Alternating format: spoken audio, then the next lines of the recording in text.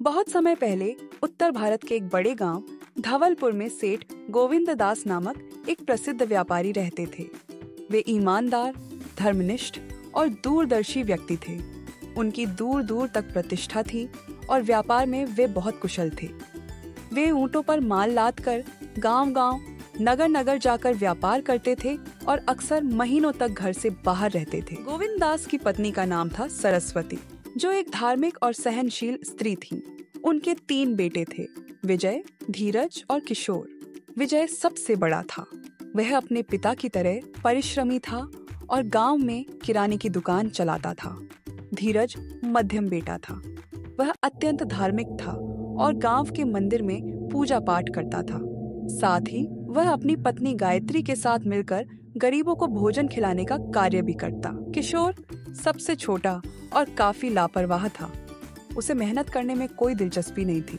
वह बस अपने पिता की कमाई पर ऐश करता और दिन भर सोया रहता। सभी एक ही हवेली में रहते थे, लेकिन उनके विचारों में बहुत भिन्नता थी। सरस्वती कोशिश करती थी कि घर में शांति बनी रहे, लेकिन आए दिन छोटे मोटे झगड़े होते ही रहते। एक दिन गोविंद दास एक लंबे व्यापारिक दौरे से लौटे और अपने साथ 11 ऊंट लाए। सभी ऊंट बहुत सुंदर, मजबूत और प्रशिक्षित थे। पूरे गांव में चर्चा होने लगी कि सेठ जी अब ऊंटों का व्यापार शुरू करेंगे। पिताजी, इतने सारे ऊंट किस लिए लाए हैं? ये ऊंट किशोर के लिए है। वह अब यात्रियों को शहर तक ले जाकर किराया कमाएगा और आत्मनिर्भर बनेगा। विजय और धीरज ने संतोष जताया, लेकिन उन्हें मन ही मन शक था कि किशोर कभी कोई काम करेगा। जैसा कि अंदेशा था, किशोर ने ऊंट तो लिए, लेकिन वह उन्हें लेकर बाहर जाता और किसी पेड़ की छांव में जाकर सो जाता।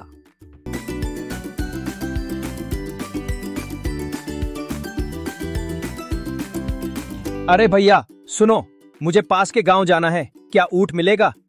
भाई साहब, आज तो ऊंट बहुत थक गए हैं, चलने की हालत में नहीं है। आप कल आना। थक गए हैं? अरे भैया, यही तो इनका काम है। खैर, तुम्हारा नसीब। राहगीर गुस्से से बड़बड़ाता हुआ चला जाता है। किशोर फिर से लेट जाता है। शाम होते ही किशोर सभी ऊंटों को लेकर घर लौट जाता है।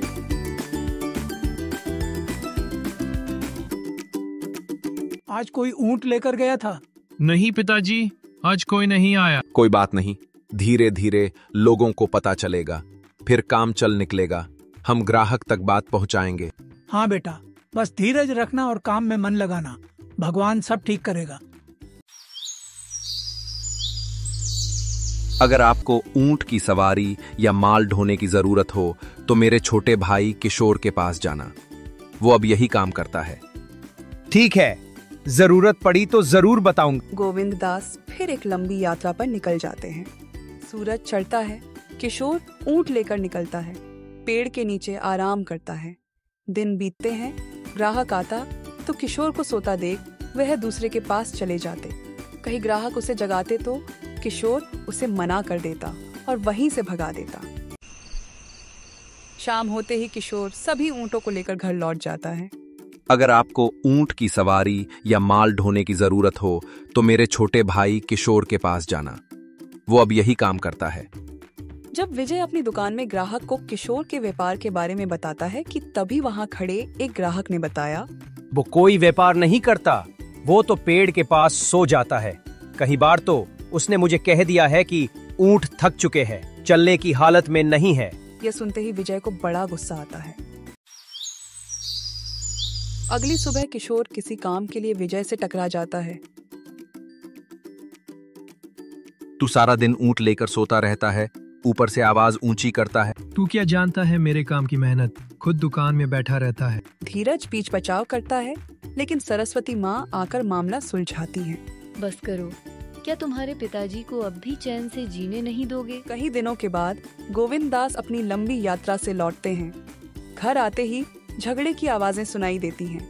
सरस्वती माँ सबको चुप करवा रही होती हैं, लेकिन तीनों बेटे आपस में भिड़े होते हैं।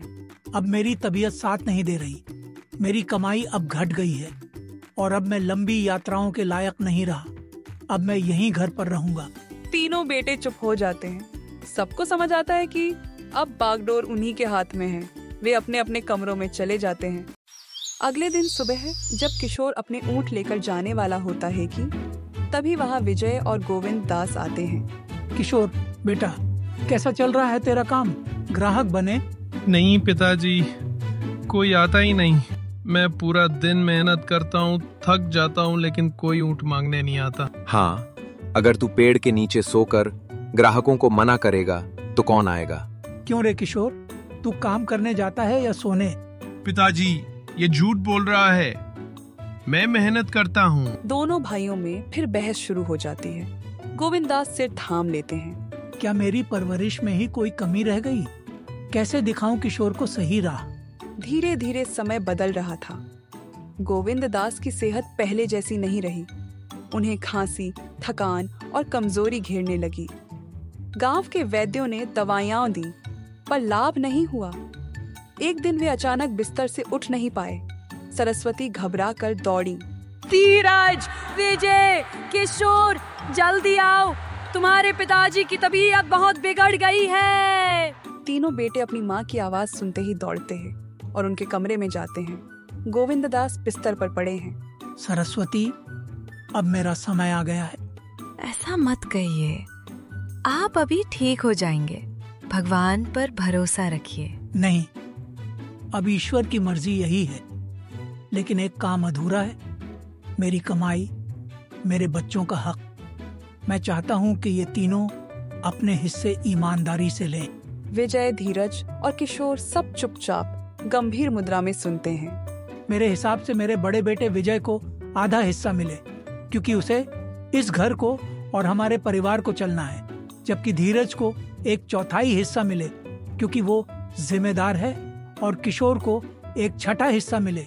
किशोर, तुम्हें अपनी मेहनत और लगन से काम करना होगा। ये मेरा न्याय है और मेरी आखिरी इच्छा भी।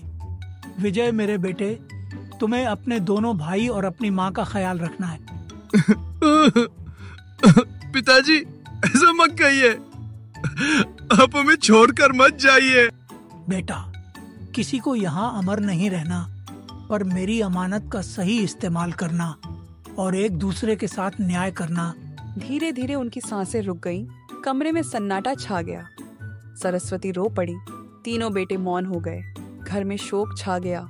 1 सप्ताह बाद सरस्वती ने तीनों बेटों को बुलाकर बैठाया। अब तुम्हारे पिताजी की वसीयत को पूरा करने का समय है। उन्होंने जो कहा वही होगा। संपत्ति का हिसाब निकाला गया। घर, जमीन, दुकानें और 11 ऊंट, सबका लेखा जोखा सामने रखा गया। घर, जमीन, दुकानें, इनका बंटवारा बहुत आसानी से हो गया। लेकिन जब बात ऊंटों की आई तो समस्या सामने आई। कुल थे 11 ऊंट। अब वसीयत के अनुसार आधा हिस्सा विजय का था, यानी 11 ऊंट के आधे 5.5 ऊंट विजय के हिस्से के थे। धीरज को 1/4 हिस्सा, यानी 11 ऊंट के पौने 3 ऊंट धीरज के हिस्से के थे, और किशोर को 1/6 हिस्सा, यानी कि 11 ऊंट के 1.5 ऊंट किशोर के हिस्से के थे। पर आधे ऊंट या टुकड़े में ऊंट काटना तो ना इंसानियत थी, ना धर्म। ऊंट की वजह से घर में बहस छिड़ गई। मुझे तो 6 ऊंट दो, नहीं तो मैं ये बंटवारा नहीं मानूंगा। मैं अपने हिस्से से कम नहीं लूंगा। किशोर चुपचाप था, लेकिन मन ही मन डर रहा था कि कहीं ऊंट ही न छीन लिए जाएं। सरस्वती माँ बहुत दुखी हो गई। आखिरकार गांव के एक बुजुर्ग ने सुझाव दिया, ऐसा करो, पंडित हरिदत्त के पास जाओ। वो धर्म शास्त्रों के जाता है और न्यायप्रिय भी। तीनों भाई माँ के साथ पंडित जी के पास जाते हैं। वहाँ वे सारा मामला बताते हैं। ये सुनकर पंडित थोड़ी देर सोचता है। बच्चों, कहो तुम्हारे पिता को मैं जानता था। वो न्याय के बहुत बड़े पुजारी थे। यदि मैं तुम्हारी मदद करूं तो क्या तुम सब मानोगे? हाँ पंडित जी, हम तो थक चुके हैं, बस अब न्याय चाहिए। तो मैं 1 ऊंट अपने पास से इन 11 ऊंटों में कुछ समय के लिए जोड़ देता हूँ। अब कुल हो गए 12 ऊंट। सब चौंक गए। पंडित जी का ऊंट? ध्यान से सुनो विजय को। आधा हिस्सा यानी 12 ऊंट का आधा भाग 6 ऊंट विजय को मिलेगा। धीरज को 1/4 हिस्सा यानी 12 ऊंट का 1/4 भाग 3 ऊंट धीरज को मिलेंगे। अब किशोर को 1/6 हिस्सा यानी 12 ऊंट का 1/6 भाग 2 ऊंट किशोर को मिलेंगे। अब देखो तो 6 विजय के 3 धीरज के 2 किशोर के कुल हो गए। 11 ऊंट बाकी बचा। एक ऊंट जो मेरा है वो वापस में रख लेता हूं। पंडित जी, आपने केवल ऊंट नहीं बांटे, आपने हमें हमारी सोच दिखाई। मैंने जीवन में कभी मेहनत को महत्व नहीं दिया, लेकिन आज समझ आया कि न्याय से बड़ा कोई धर्म नहीं। अब से मैं पूरी ईमानदारी से काम करूंगा। बेटा, जब तक न्याय आत्मा को न बदले तब तक वह सिर्फ एक निर्णय होता है।